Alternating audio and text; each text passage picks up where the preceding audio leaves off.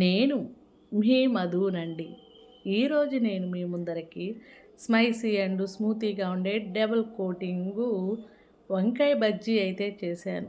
అందరిలా చేస్తే మధు వంటల బుక్‌లో ఎందుకు ప్లేస్ ఉండాలి? తనకంటూ ఒక ప్లేస్ ఏర్పరచుకోవాలని సంథింగ్ డిఫరెంట్‌గా చేయాలి కదా! ఫుల్ వీడియో చూడండి. అదిరిపోయే టేస్ట్ అయితే ఇస్తాను. సాంబార్‌లోకో, పప్పులోకో, పచ్చడిలోకో లేకపోతే ఈవినింగ్ ఒక కప్పు చాయ్‌తోనో ట్రై చేయండి. ఫుల్ వీడియోలోకైతే వెళ్ళిపోదాము.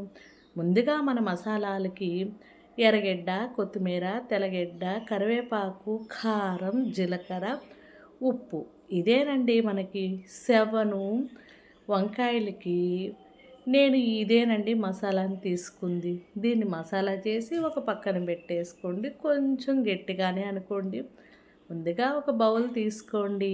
ఆ బౌల్‌లోకి ఏ కప్పుతో మీరు క్వాంటిటీ తీసుకుంటారో శనగపిండి, ఆ కప్పుకి కాలు భాగము మనము మైదా పిండి తీసుకోండి. ఈ రెండిట్ల కాంబినేషన్ ఎలా ఉంటదంటే స్మూత్‌గాను, లైట్‌గా క్రిస్పీగాను తగులుతూ మధ్య మధ్యలో టేస్ట్ అయితే అదిరిపోతాదండి. ఈ రెండిట్లకి మన చిల్లీ ఫ్లేక్స్ తీసుకోండి కొంచెం. అదేనండోయ్ మనకి కటిక్ కారప్పొడి ఒక స్పూన్ గానీ, అర స్పూన్ గానీ తీసుకోండి. మన రుచికి తగ్గట్టు సోడా ఉప్పు తీసుకొని లైట్‌గాను, దానికి తగ్గట్టు మనము సాల్ట్ యాడ్ చేసుకోండి. వీటిలన్నిటిల్ని చూసేదానికి కలర్‌ఫుల్‌గా ఉన్నాది గదా! రెడ్డు, వైటు అక్కడక్కడ గోధుమ కలర్ అండి. వీటిలికి ఏమన్నా సాల్ట్ తక్కువ అనుకుంటే ఇంకొంచెం యాడ్ చేసుకోండి. పిండి కలిపిన తర్వాత కూడా మనం యాడ్ చేసుకోవచ్చు.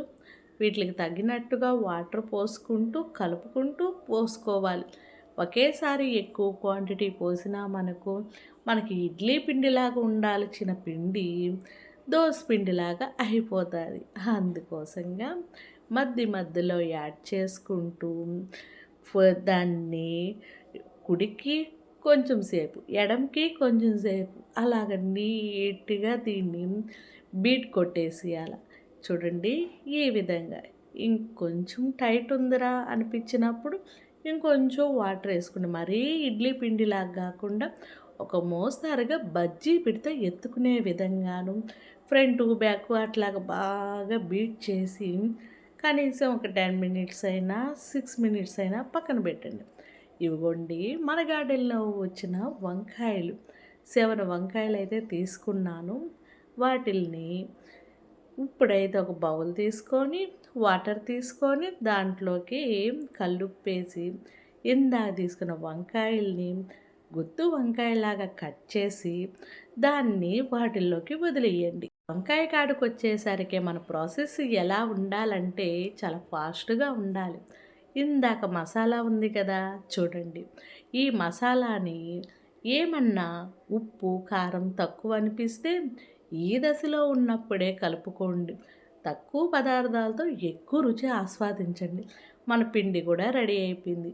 ఆయిల్ అయితే ఒక మందపాటి లోతైన కడాయి అయితే తీసుకోండి. ఆయిల్ హీట్ అయిందా లేదా కొంచెం పిండేసి చెక్ చేసుకుందామా? అది వెంటనే పైకి లేసిందంటే పిండి హీట్ అయినట్టే. మన వంకాయల్ని దాంట్లోంచి తీసి ఒక బుట్టలోకో లేకపోతే దేవే దాంట్లో వేసుకోండి. వాటర్ పోయిన తర్వాత ఈ విధంగా మసాలాని ఈక్వల్‌గా అంటే సగం వాటికే మీరు మసాలా పెట్టుకోండి. మిగతా సగం ఉండే వాటిల్ని ఉప్పు నీళ్ళల్లోనే నాననెయ్యండి. ఇలా వంకాయల మీద కొంచెం పిండే పట్టుకుంటుందండోయ్. ఇక్కడ మాత్రం ప్రాసెస్ చూసి ఎత్తిపోయిందని వెళ్ళబాకండి. ఇక్కడే మెయిన్ ప్రాసెస్సు. పట్టుకున్నంత వరకు మనం తీసుకొని పిండిని అలా ఆయిల్‌లో వన్ బై వన్ వేసుకోండి. ఎక్కువ ఆయిల్ ఏసుకోండి మీకు ఇంట్రెస్ట్ ఉంటే. నేను తక్కువ ఆయిల్‌లోనే చేసేదానికి ఇష్టపడతాను. మళ్ళీ ఆయిల్ వాడటం నాకు ఇష్టం ఉండదు.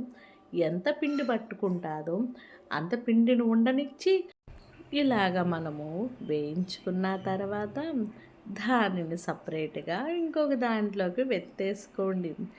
ఏదో ఒక మ్యాజిక్ లేనిదే, మర్మం లేనిదే మధు చెయ్యదు కదా! మన తర్వాత జనరేషన్ గూడా వీటిల్ని అద్భుతంగా ఆస్వాదిస్తూ తినాలి. మన కుకింగ్ ఐటమ్స్ ఎలా ఉంటుందంటే మళ్ళీ మళ్ళీ మీరు చేసుకునే విధంగా ఉంటుంది. ఇలా సపరేట్ చేసేసినాక ఇందాకటి వంకాయలు ఉన్నాయి కదా, నీళ్ళు ఉడిచేసి దాన్ని మళ్ళీ మసాలా పెట్టి మన శనగపిండిలు దొబి అని వేసేసి కాగుతున్న ఆయిల్లోకి 1/1 పిండి ఎంత పట్టుకుంటే అంత. ఎందుకంటే వంకాయ మీద నుంచి వంకాయ స్మూత్గా ఉంటుంది కాబట్టి వంకాయ నుంచి పిండి వెళ్ళిపోయేదానికి ఛాన్సెస్ ఎక్కువ ఉంటుంది.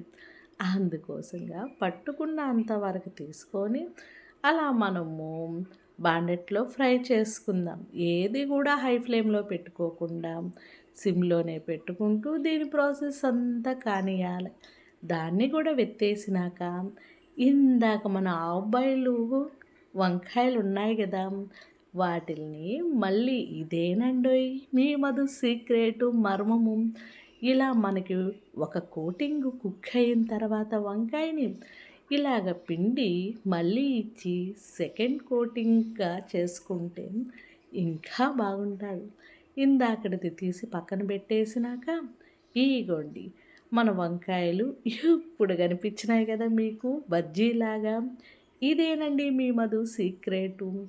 ఒకేసారి చేయటం వల్ల ఆ పదార్థం ఒకలాంటి టేస్ట్ వస్తుంది. డబల్ కోటింగ్ పడటం వల్ల ఏమవుతుందంటే 2 సార్లు మనం పిండి పూలుసుకొని అది ఒక మంచి షేపుగా వస్తుంది. తినేదానికి అద్భుతంగా ఉంటుంది. డబల్ కోటింగ్ పడటం వల్ల లోపలుండే వెజిటేబుల్ బాగా ఈక్వల్గా కుక్ అయ్యి తింటూ ఉంటే గుడ్ ఫీల్ ఇస్తుంది. అది మధు సీక్రెట్, ఇంకా ఏమీ లేదు.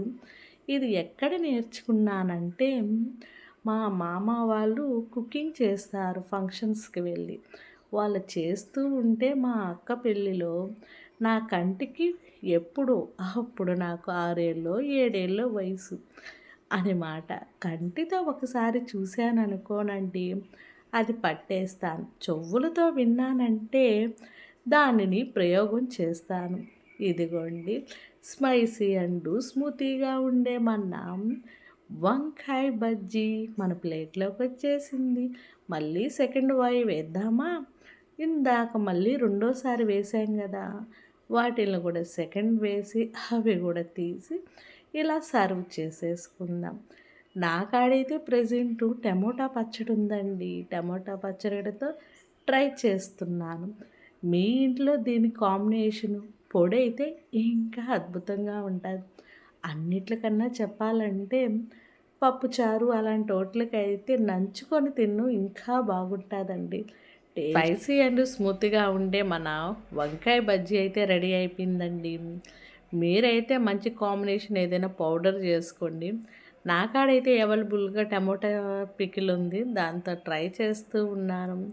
మధు వంటల బుక్కులో ఏ వంటకం చేసినా కూడా మన తర్వాత జనరేషన్ దాన్ని చేసుకునే విధంగా ఇంట్లో ఉండే పదార్థాలతోనే తక్కువ టైంలోనే మంచి ఫీల్ని అనుభవించేలాగా చేస్తానండి. ఎప్పటికప్పటికి మంచి వంటలతో వస్తూనే ఉండే మీ మధు. వీలైతే లైక్ కొట్టండి, నచ్చితే ఫాలో చేయండి. ఇంకేం మందలా. ఇంక రేపు ఇంకొక మంచి వంటతో మంచి ప్రయోగంతో మీ ముందరకు వచ్చే మీ మధు. ఇంకా ఉంటేదా. బాయ్.